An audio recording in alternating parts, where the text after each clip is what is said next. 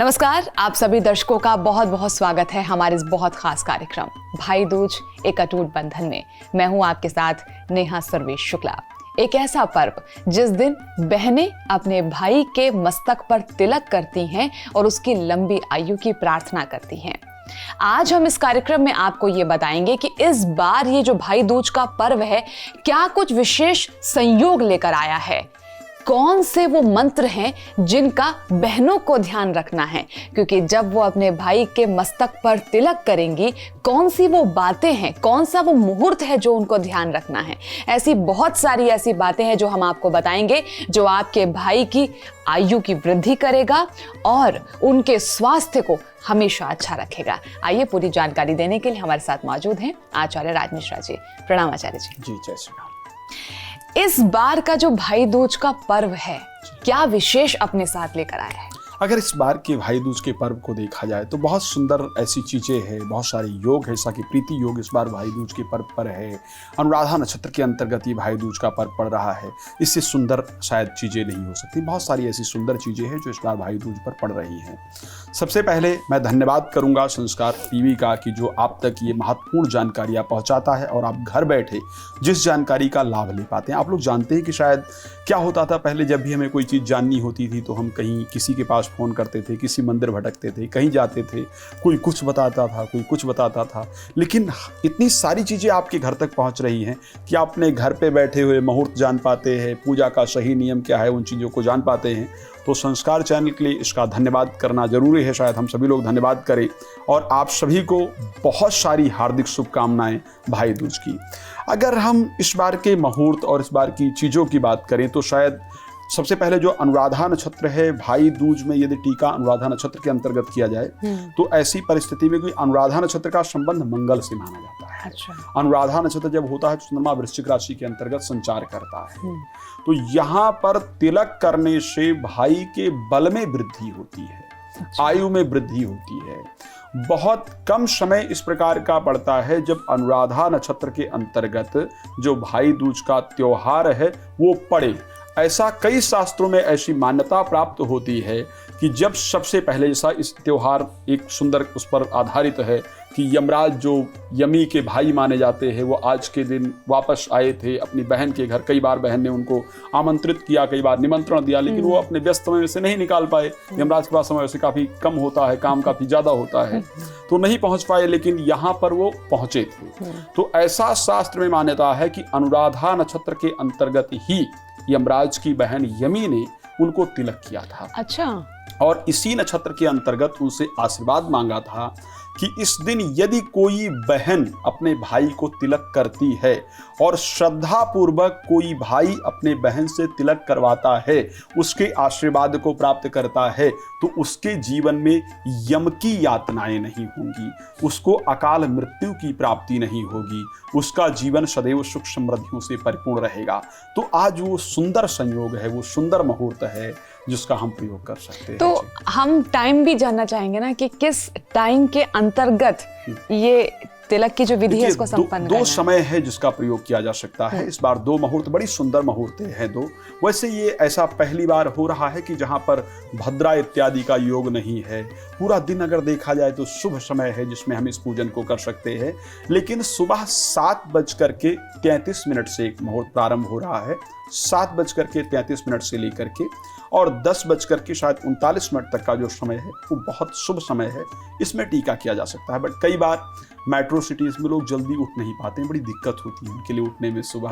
उनका भी उपाय निकाला है। उनका भी उपाय है, मुहूर्त ऐसे है। परमात्मा ने ही इस बार निकाला है ऐसा मुहूर्त कि दोपहर को 1:13 से लेकर के, दोपहर को 1:13 से लेकर के और 3:17 के समय में आप टीका कर सकते हैं, पूजन कर सकते हैं। ये दोनों जो शुभ मुहूर्त है उनका प्रयोग करके और लाभ लिया जा सकता है। अच्छा, ऐसा कुछ विशेष है? क्योंकि मैंने कहीं सुना था कि भाई को जो रोली कुमकुम लगाया जाता है उसमें कुछ अगर सामग्री ऐड ऑन कर ली जाती है तो कुछ विशेष फलदायी होता है। जी बिल्कुल, क्योंकि उसके अंदर जो रोली लगाई जानी चाहिए हल्दी जरूर मिक्स करना चाहिए। अच्छा। हल्दी इसलिए भी करना चाहिए, पहले जो रोली बनता था वो हल्दी का ही होता था, लेकिन आज सभी चीजों में मिलावट प्रारंभ हुई है तो कहीं ना कहीं रोली में मिलावट प्रारंभ हो गई है। तो हल्दी जरूर प्रयोग करना चाहिए और उसके साथ केसर जरूर प्रयोग करना चाहिए। आज के दिन आप जानते हैं कि शायद इससे पवित्र त्योहार भारतवर्ष में हो नहीं सकता है। भाई बहन से बड़ा प्रेम शायद किसी के अंदर नहीं हो सकता है। आपस में बहुत लड़ते हैं, बहुत भिड़ते हैं, बहुत सारी चीजें होती हैं, लेकिन यदि भाई के ऊपर किसी प्रकार का कष्ट आए या बहन के ऊपर किसी प्रकार का कष्ट आए तो शायद एक दूसरे को सबसे अधिक पीड़ा अगर होती है तो इन्हीं दोनों को एक दूसरे को होती है। तो आज के दिन यदि कोई बहन अपने भाई के लिए श्रद्धा से परमात्मा से प्रार्थना करती है तो परमात्मा निश्चित रूप से उनकी प्रार्थना को स्वीकार करते हैं।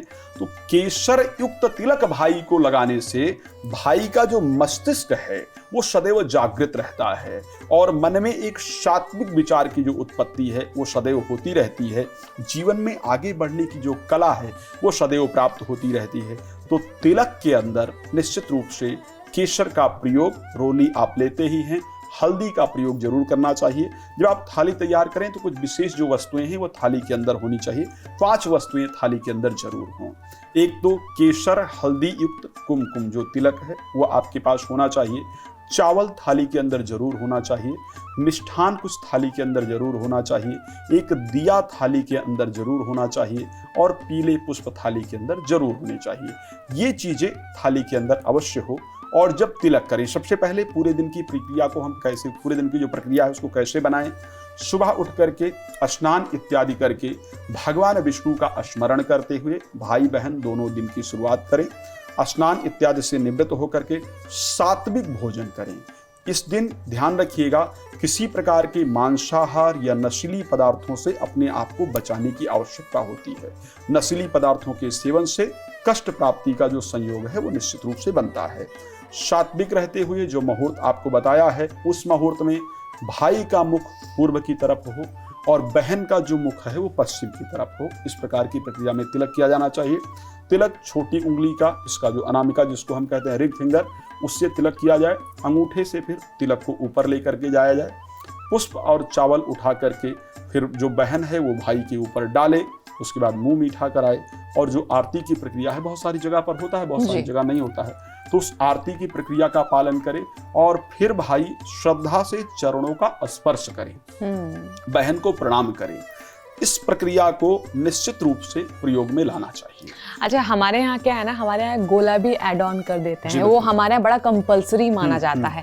खैर, कहते हैं ना कि अपने अपने रिवाजें कुछ अलग होती हैं। अच्छा, मैं अब आपसे ये बात जानना चाहूंगी कि देखिए इस दिन हर बहन की ये ख्वाहिश होती है, जैसे मैं भी अपने भाई को तिलक करूंगी, आप भी करवाएंगे, तो बहनों की विशेष तौर पर होता है कि भाई मेरे भाई को कोई कष्ट ना हो, कोई प्रॉब्लम ना हो।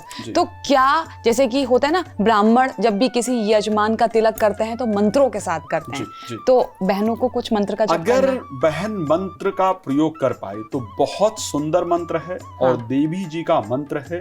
अगर इसको प्रयोग कर पाए तो शायद इससे बेहतरीन नहीं हो सकता है।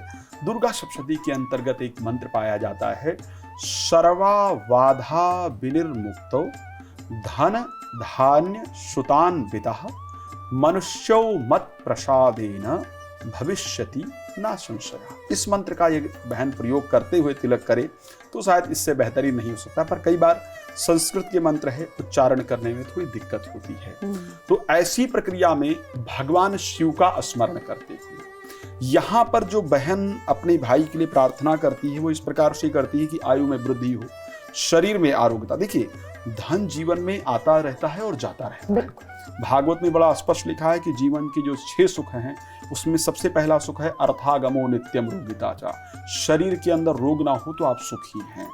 तो यहाँ पर जो बहन इस मंत्र का स्मरण कर सकती है जो मैंने बताया है, आप करते हुए तिलक करें।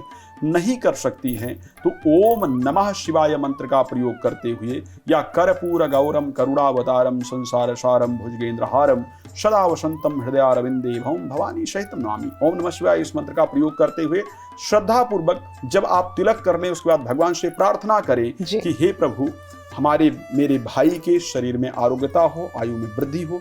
आज के दिन जो बहन अपने भाई के लिए प्रार्थना करती है, परमात्मा को उसकी प्रार्थना स्वीकार करनी ही पड़ती है। तो चलिए, बहुत ही सरल सा विधान आपको बता दिया गया है, मुहूर्त आपको बता दिया है, तो उम्मीद करते हैं कि ये जो पवित्र बंधन है ये और मजबूत हो जाए। ये भाई दूज का पर्व हर बहन और भाई के जीवन में एक खुशहाली का, मैं कह सकती हूँ, पिटारा लेकर आए। आप लोगों के जीवन में हर दुख, हर कष्ट दूर हो जाए और आज के दिन जो बहनों ने मांगा है और भाइयों ने अपनी बहनों के निमित्त मांगा है ईश्वर से, ईश्वर उनकी हर कामना को पूरा करे। आज के लिए बस इतना ही। बहुत बहुत धन्यवाद आपका आचार्य जी जुड़ने के लिए। धन्यवाद।